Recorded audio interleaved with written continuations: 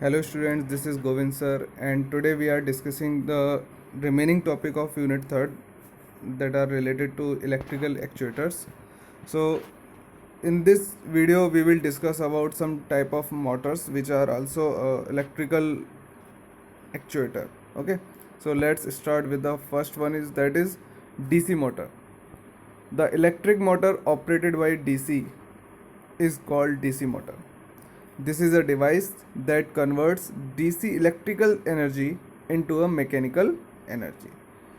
So we have principle of DC motor. When a current carrying conductor is placed in a magnetic field, it experiences a torque and has a tendency to move.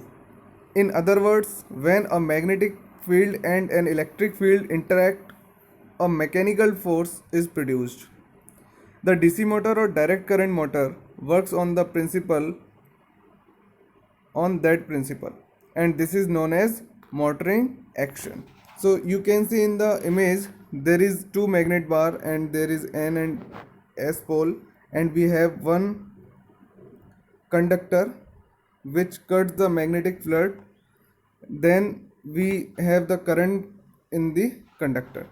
So this is left hand thumb rule, in which is in the direction of force, and magnetic field in the direction of the second finger, and the direction of current will be in the direction of third finger.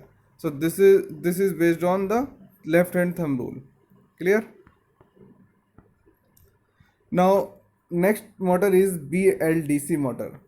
So a brushless DC motor, BLDC is brushless DC motor, is a permanent magnet synchronous electric motor which is driven by direct current, electricity, and it accomplishes electronically controlled commutation system instead of a mechanically commutated systems.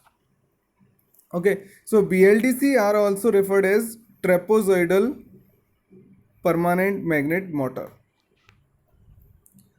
BLDC motors employ electrical commutation with permanent magnet rotor and a stator with a sequence of coils. So in this motor, permanent magnet rotates and current carrying conductors are fixed, and the Hall sensors or rotary encoders are most commonly used to sense the position of the rotor and are positioned around the stator. So it is very clear that in this type of motor, in BLDC motor, the stator part is sequence of coils. You can see in this image, these are the sequence of coils, these are the stationary part, and the permanent magnet is a rotatory part. Okay, and we have some Hall effect sensors which are used to sense the position of the rotors. Clear? So BLDC is basically a brushless DC motor. Now we have another type of motor, that is DC gear motor. DC geared motor are essentially a DC shunt motor, especially designed for low inertia, symmetrical rotation, and smooth low speed characteristics. A motor with a closed feedback system in which the position of the motor will be communicated back to the control circuit in the motor. Four different elements of DC gear motor are a DC motor, a position sensing device, that is a potentiometer, a gear reducing part, and a control unit. All of these components work together to make the motor to accept control signals that represent the desired output of the motor shaft and power the DC motor until its shaft is turned to the right position. So it is important that you have to power the DC motor until its shaft is turned to the right position. So all these components work together to make this process. We have different type of gear motors. in the first image we have planetary gear motor. In the second one is flat super gear motor, and the third one is right angle gear motor.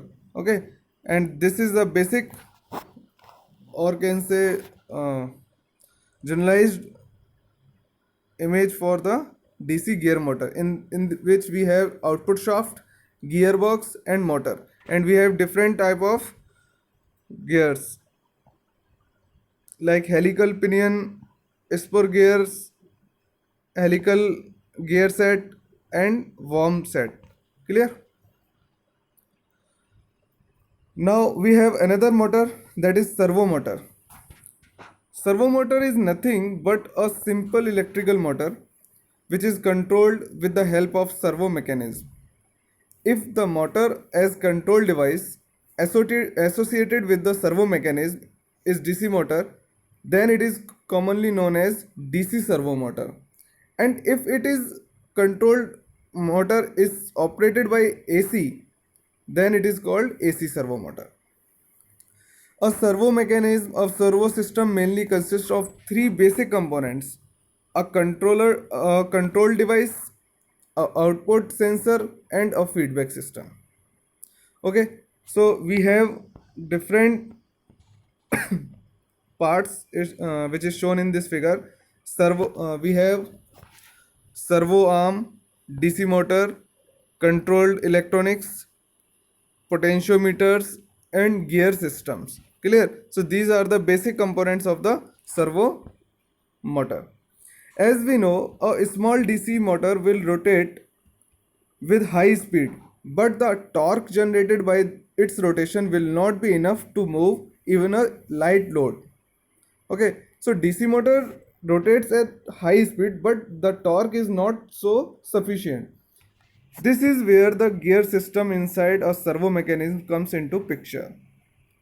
The gear mechanism will take high input speed of the motor, that is fast, and at the output we will get a output speed which is slower than the original input speed, but more practical and widely applicable because it generates high torque. Definitely there is low speed as compared to small DC motor, but the torque is high in the servo motor, so it is more practical and widely applicable. Now we have stepper motor, that is the last topic of your unit. And the stepper motor is stepper motors are devices that turn a shaft by a small set angle, usually between 1 to 5 degree, and it happens at a time. This is done very precisely, and so they are very useful for applications requiring motion that does not have any feedback to govern the motor speed. So, however, they cannot be simply driven by DC or AC voltage like simple motors. They need more complex circuitry to drive them. Okay, so by using simply DC or AC voltage, you can't drive the stepper motor, so you have more complex circuitry to drive them. Okay, the speed of motor is controlled by the frequency of pulses. The stepper motor is used for precise positioning with a motor such as hard disk drive, robotics, antenna, telescopes, and some toys. Stepper motors cannot run at high speed but have a high holding torque. There is also a high holding torque. And stepper motors are inexpensive and rushed because they have fewer mechanical parts. The number of mechanical parts are lesser. They are brushless, easy to position, and are commonly used in automation system. Although they are small low power devices as compared to other motors. So you can see in this image we have some parts, that is flange, magnet, rotor, that is steel core, ball bearing, shaft, coil winding, and stator. So this is are the basics of motors, and there is no another additional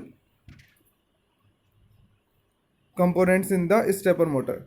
So in stepper motor is very useful in the automation, and they need more complex circuitry to drive them. Okay, so this is all about the electrical actuators of unit third, and we will discuss next unit, that is unit fourth, in the next video. Okay, thank you.